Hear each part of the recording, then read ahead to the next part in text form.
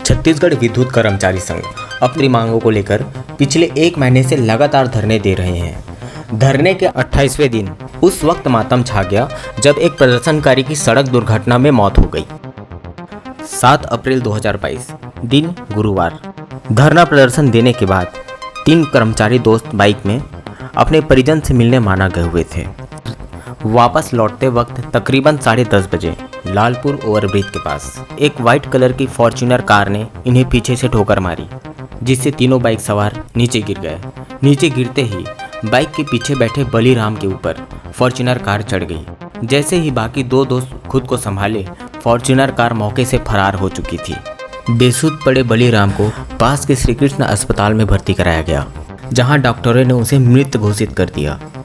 घटना की शिकायत विद्युत संविदा कर्मचारी संघ द्वारा टिकरापारा थाने में किया गया। बाइक में कुल 3 लोग सवार थे।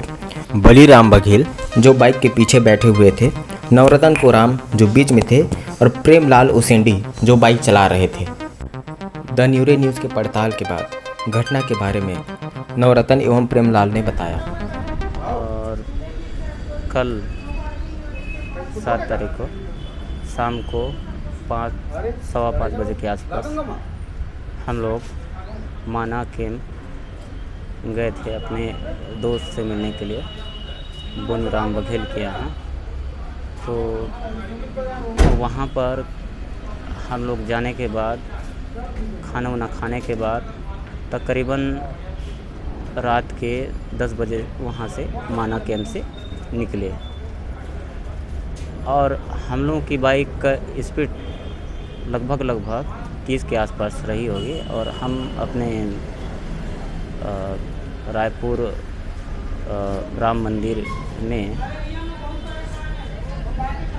आ रहे थे। तो बीच में लालपुर ओवरब्रिज के पास ब्रेकर होने की वजह से हम लोग बाइक की स्पीड कम से कम 20 से 25 के आसपास कम किए और आराम के साथ एक ट्रक निकल सकती इतना जगह हम लोग छोड़ के जा रहे थे। तभी पीछे से एक कार जो सफ़ेद रंग की थी, फॉर्च्यूनर कार, वो हम लोगों को पीछे से ठोक दी, जिस वजह से हम लोग, मैं और नवरतन कोराम और बलीराम बघेल, नवरतन कोराम बीच में बैठा था और बलीराम बघेल जिनकी मृत्यु हो गई है वो पीछे बैठे थे। गिर गए। गिर जाने के बाद कार तुरंत उसके सीने से चढ़ गई।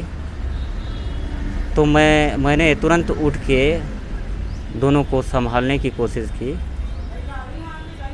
और 15 से 20 मिनट के बाद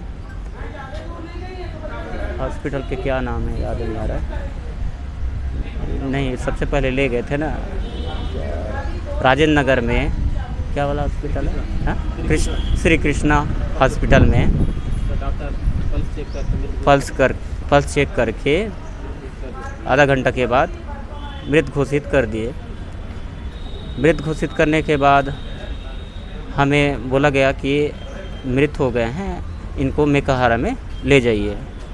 तो मेकाहारा में ले जाके 1 बजे रात के आसपास वहाँ चेकअप करा के वहाँ भी डॉक्टरों ने मृत घोषित कर दिया उनको।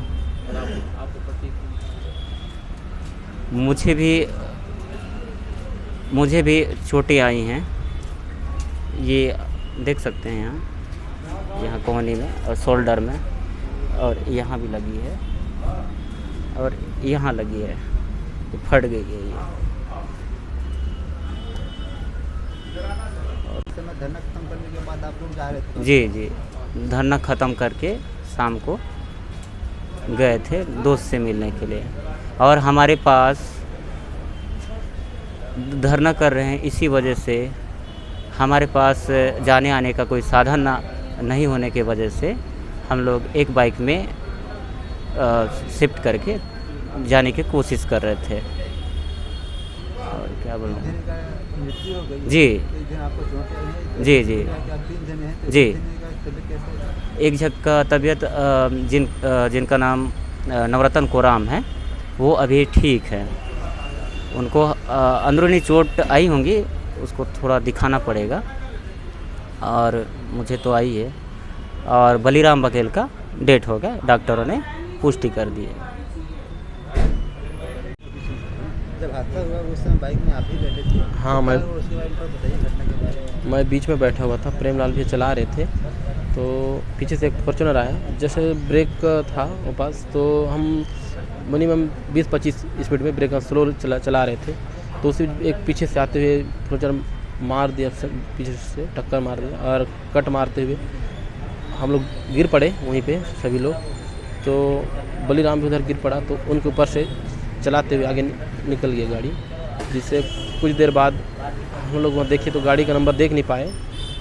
तो उसको उठाने के बाद थोड़ा हार्ट बीट चेक किए, और थोड़ा सी करने के बाद एक भाई साहब के द्वारा वहीं से बाइक से श्री कृष्णा राजेंद्र नगर अस्पताल ले गए, और वहाँ पर डॉक्टर पल्स चेक करते हुए 10-15 मिनट के अंदर मृत्यु घोषित कर दिया, जिसके पहचान डॉक्टर के द्वारा बोला गया कि अभी इसको मेकाहारा में रेफ़र कीजिए, वहाँ पर आपका PM होगा बोल के।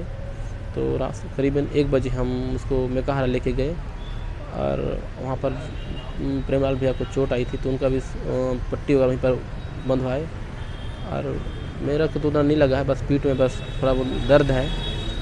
और उसके बाद पूरा नाइट वहीं पर थे, और सुबह पूरा सूचना किए, सभी लोग को बता दिए अपना संघ के माध्यम से।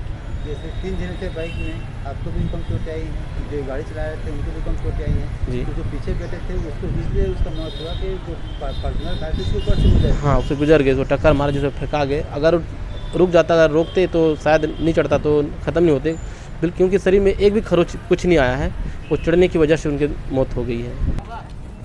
मृतक बलीराम बघेल के चाचा ने अपने भतीजे की मौत पर कहा, नियमितीकरण के मांग पर यहाँ धरना दे रहा है, लेकिन दुर्घटना के कारण ओकर डेथ हो गई। आप उनके पिताजी हो, का कहना है? चाचा हूँ। चाचा का कहना है आप? भाई लोग बोल रहे हैं जो कि वो 30 दिन तक हड़ताल में बैठा था, जब तक उसका मांग पूरी नहीं होगी तब तक हम बॉडी को नहीं ले जाने देंगे। इनका कहना है जब तक उसका सपना पूरा नहीं होगा, ये बोल रहे हैं। घर में पीछे और कौन कौन? एक बड़े बहन है उसका, एक मंझला वाला बीमारी है, बीमार हालत में तो चल फिर नहीं सक रहा है अच्छे से, और माँ बाप हैं, बस मैं उनका चाचा हूँ। कितने बजे पता चला? मैं लगभग 12:30 बजे रात के। अभी घर वालों की इस बात की सूचना है कि नहीं है सूचना है। आपके एक साथी का दुर्घटना में डेथ हो गया।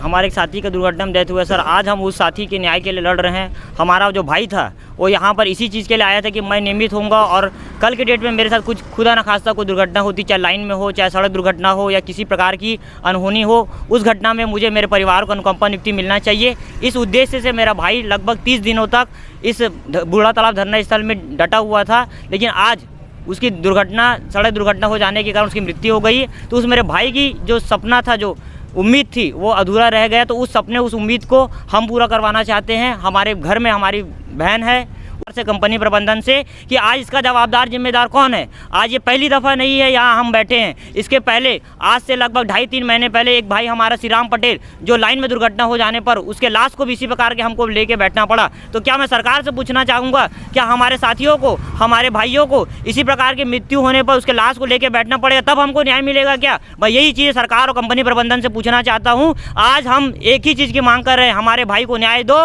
न्याय दो, न्याय दो। इतने दिनों से हम लोग 10 मार्च से यहाँ पे धरना प्रदर्शन के लिए बैठे हुए हैं, अनिश्चितकालीन हड़ताल पे बैठे हुए हैं। कल भी जब ये घटना हुआ, उससे पहले वो सुबह से हमारे धरना स्थल पे रहा है। शाम को धरना स्थल में सारे कार्यक्रम समाप्ति के बाद अपने किसी परिवारजन से मिलने गया। वो मिल के वापसी आते समय किसी गाड़ी से एक्सीडेंट हुआ है और ये दुर्घटना हुई। हम लोग इतने दिनों से यहाँ पे बैठे हैं, अगर सरकार और प्रबंधन हमारी बातों को सुन लेती, या किसी भी तरीके से बात करने के लिए सामने आती, या फिर कोई भी चीज़ होता जिससे जो हम जो बोलना चाहते हैं वो चीज़ वो सुन सके और उनका क्या राय है उस चीज़ को हम सुन सकते, तो आज ये दुर्घटना नहीं होती। इस चीज़ की पूरी जवाबदारी सरकार और प्रबंधन को लेनी पड़ेगी कि जो हुआ है उनकी गलती है, क्योंकि उनकी वजह से हम जो अपनी जायज़ मांगों की वजह से यहाँ बैठे हैं वो अब तक नहीं दिए, उनके वजह से हम आंदोलन में आए, और अगर आंदोलन में नहीं आए होते, हमारा मांग पूरा शुरू से किया होता तो ये दुर्घटना नहीं होता। आज जो हम दुख झेल रहे हैं ये केवल प्रबंधन और सरकार की वजह से झेल रहे हैं। माता की जय। शहीद भाइयों को न्याय देना होगा।